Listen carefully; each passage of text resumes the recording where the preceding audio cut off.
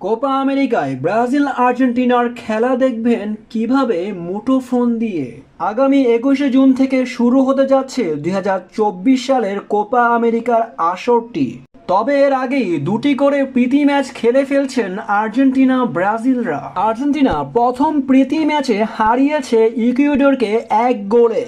অপরদিকে ব্রাজিল হাড্ডাহাড্ডিভাবে খেলেছে মেক্সিকোর বিপক্ষে, তবে সেই ম্যাচ 3-2 গোলে জিতেছে ব্রাজিল। ব্রাজিল এবং আর্জেন্টিনার দুই দলই আছে শক্তি সামর্থ্যবান খেলোয়াড়। এবারের কোপায় কেউ কাউকে ছাড় দিবেন না। ব্রাজিল চাইবে নিজেদের নামে এবারের কোপা জিতে নিতে। তবে লিওনেল মেসি এবারের কোপা আমেরিকার কাপটি নিয়ে মাতিয়ে দিবেন তার ভক্তদের।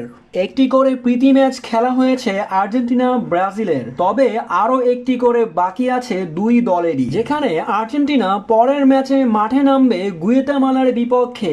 অপরদিকে ব্রাজিল মাঠে নামবে যুক্তরাষ্ট্রের বিপক্ষে। যুক্তরাষ্ট্রের বিপক্ষে ব্রাজিলের খেলাটি শুরু হবে 13ই জুন বাংলাদেশ সময় 5টা।